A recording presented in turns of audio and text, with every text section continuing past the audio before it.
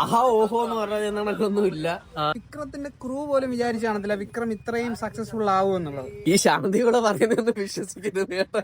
Bro എങ്ങനെ ഉണ്ടായിരുന്നു കൂലി ട്രെയിലർ? കൂലി ട്രെയിലർ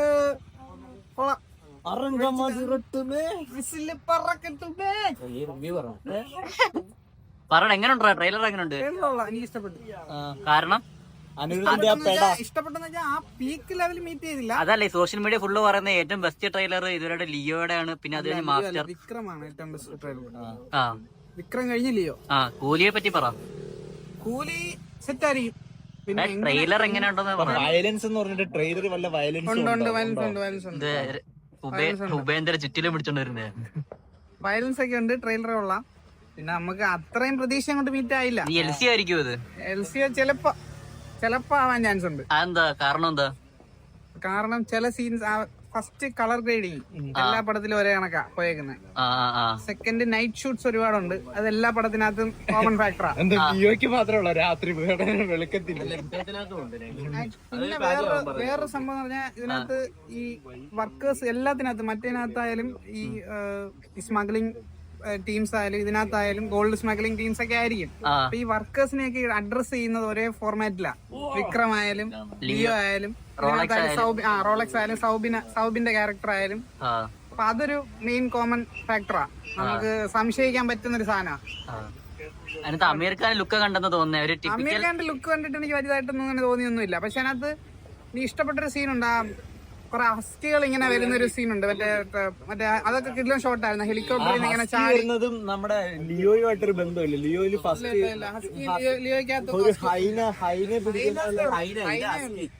നാഗാർജുനെ ഞാൻ എക്സ്പെക്ട് ചെയ്ത അത്രയും അയാളെ കുറച്ചും കൂടെ പീക്ക് ലെവലിൽ കൊണ്ടുവരാൻ പറ്റും. ക്യാമറ നോക്കണം. കുറച്ചും കൂടെ സെറ്റപ്പ് ആയിട്ട് മീൻസ് അറ്റയറിലൊക്കെ കൊണ്ടുവരാൻ പറ്റും. പക്ഷെ അത്ര അങ്ങോട്ട് സെറ്റ് ആയില്ലെന്ന് എനിക്ക് തോന്നുന്നു. ഇനി പടത്തിൽ എങ്ങനെയാണെന്ന് എനിക്ക് അറിയത്തില്ല.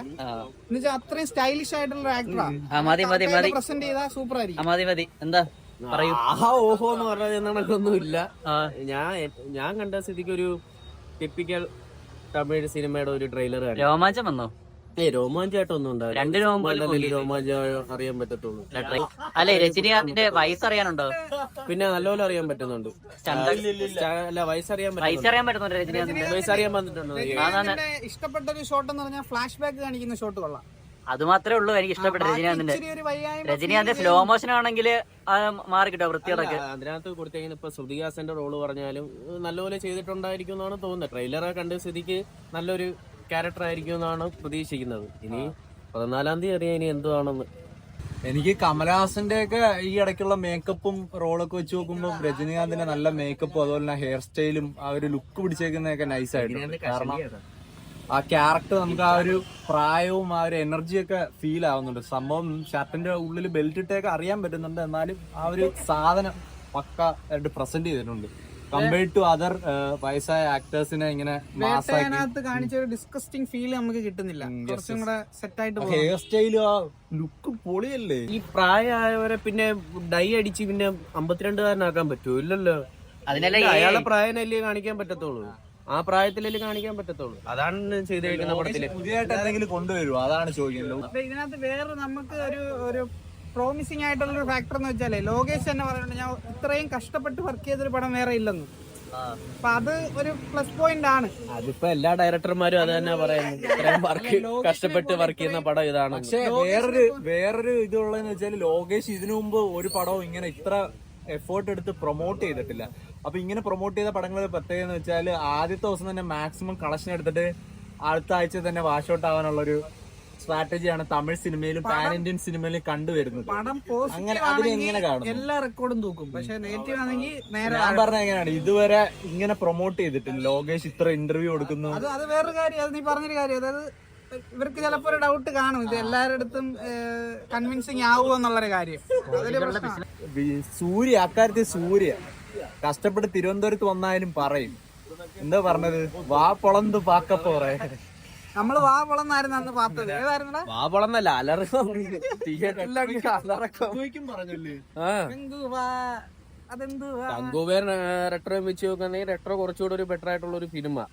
അത് എനിക്കൊന്ന് തമിഴ് സിനിമകളിലൊക്കെ ഇത് നോക്കണേ ഫസ്റ്റ് ഹാഫ് സൂപ്പർ ആയിരിക്കും, സെക്കൻഡ് ഹാഫ് ആയിരിക്കും കൊണ്ട് കളയുന്നത്. അതിപ്പോ എല്ലാ സിനിമ ഇപ്പൊ റെട്രോ ആയാലും എല്ലാം നോക്കി പക്ക സാധനമായിരുന്നു. സെക്കൻഡ് ഹാഫിൽ അങ്ങോട്ട് നമ്മുടെ അങ്ങനെ ലിയോ ആയാലും തിരിച്ചു. റെട്രോ ആയാലും എല്ലാം തന്നെ റെട്രോ എന്ന് ലിയോ ആയിട്ട് നമ്മള് കമ്പയർ ചെയ്തല്ലോ, ഫസ്റ്റ് ഹാഫ് പറഞ്ഞില്ലേ. ഇത്ര ആക്ടേഴ്സിനെ കൊണ്ടുവരുമ്പോൾ ഒരു ഇതെന്ന് വെച്ചാൽ ഇവർക്കെല്ലാം എല്ലാ ഇൻഡസ്ട്രിയിലും മെയിൻ ആയിരിക്കുമല്ലോ ഇവര്, അവരൊക്കെ എല്ലാം ഒരു ബിൽഡപ്പ് സീൻ ക്രിയേറ്റ് ചെയ്യണം. മോഹൻലാൽ ഉണ്ടെന്ന് പറയുന്നത് ഉണ്ടായിരിക്കും. അപ്പൊ നമ്മുടെ ശിവണ്ണക്കൊക്കെ പോലെ കൊടുത്ത പോലൊക്കെ പരിപാടി കാണും. അതെല്ലാം ഒരു ഇതായിട്ട് തോന്നരുത്, എന്താ ഇവർക്ക് ഇത് സീൻ കൊടുക്കാൻ വേണ്ടി കൊടുത്ത പോലെ തോന്നരുത്. ആ ക്യാരക്ടർ തിയേറ്റർ കത്തിക്കണമെങ്കിൽ നമ്മൾ എന്തുകൊണ്ടോ തീപ്പെട്ടി കൊണ്ടോ പിന്നെ അതെന്താ, അത് മോഹൻലാലിനെ കണ്ട ഉടനെ തിയേറ്ററിൽ മോഹൻലാൽ തീ വിടും. ഓറയല്ല,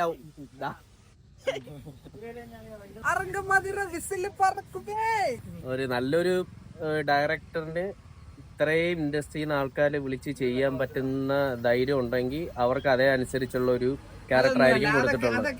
അതായിരിക്കും നല്ലപോലെ കൊടുത്തിട്ടുള്ളത്. അതെന്ന് വെച്ചാൽ പക്ക കൊമേഴ്ഷ്യൽ ആസ്പെക്ടിലാണ് അവർ ചെയ്തിരിക്കുന്നത്. അതായത് അത് കൊണ്ടുവന്നത് നെൽസനാണ്. ആ ഒരു സംഭവം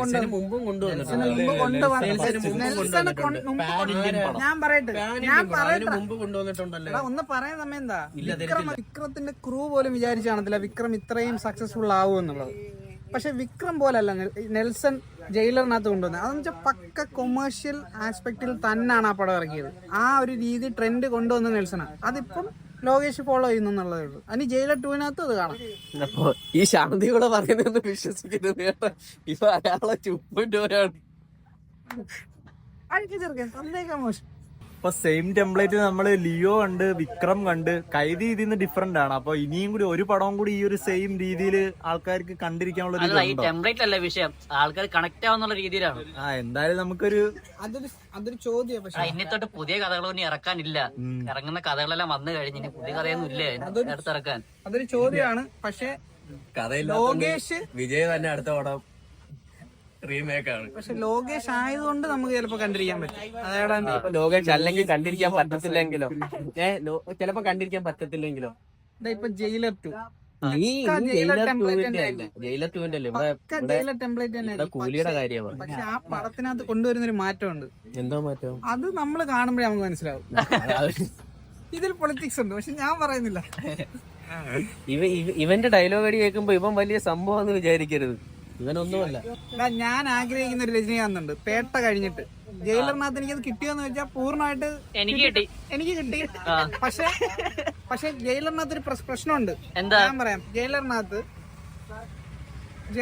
രജനീകാന്തിനെ പക്കായിട്ട് കൊണ്ടുപോകുന്നെങ്കിലും പേട്ടയ്ക്ക് കിട്ടിയ ഒരു രജനിഫൈഡ് ഒരു മൊമെന്റ്സ് ഉണ്ടല്ലേ, അത് ഇതിനകത്ത് കിട്ടുന്ന ടിപ്പിക്കൽ ഗാങ്സ്റ്റർ പടം തന്നെ അല്ലേ. എടാ പേട്ട ടിപ്പിക്കൽ ഗാങ്സ്റ്റർ പടോ, എന്നാ പിന്നെ എല്ലാം ടിപ്പിക്കൽ ഗാങ്സ്റ്റർ അല്ലേ. ആ പക്ഷേ ജയിലർ വേറെ പോലത്തെ പടം എനിക്ക് ഇഷ്ടപ്പെട്ടില്ലെന്നല്ല. ജയിലർ എനിക്ക് ഏറ്റവും 2 വട്ടം ഞാൻ തിയേറ്ററിൽ പോയി കണ്ട പടോ. പക്ഷേ ഇതിനകത്ത് ഞാൻ ആഗ്രഹിക്കുന്ന ഒരു രജനീകാന്ത് ഉണ്ട്. അതിന് ലോകേഷ് തരുവോ എന്നുള്ളതാണ്. അതെനിക്ക് വേട്ടയാനൊക്കെ വളരെ വളരെ എന്താ പറയുക ഡിസപ്പോയിന്റഡ് ആയിരുന്നു. ഫസ്റ്റ് ഡേ FTFS പോയതാ.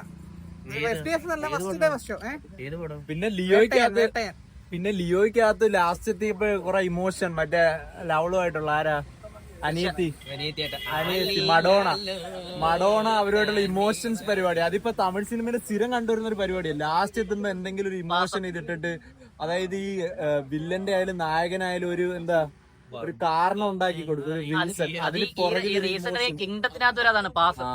അതുപോലെ അങ്ങനെ ഇതിനകത്ത് പാസ്സുണ്ട്. ആ ട്രെയിലറിനകത്ത് കരയുന്ന ഹസനെ കണ്ടപ്പോ ചില സീൻസിൽ അങ്ങനെ എന്തെങ്കിലുമൊക്കെ വെച്ചിട്ടുണ്ടായിരിക്കും. ഫ്ലാഷ് ബാക്കിൽ കുട്ടിയായിട്ട് മറ്റേ എന്താണ് നമ്മുടെ ഇംഗ്ലീഷ് പടം കമലഹാസന്റെ ഏതായിരുന്നു പടം, തഗ് ലൈഫിലെ പോലെ തന്നെ ശ്രുതി ഹസൻ എന്തെങ്കിലുമൊക്കെ റോൾ ഉണ്ടെങ്കിൽ പടം വീണ് അത് കണക്ട് ആയില്ലെങ്കിൽ പോയി.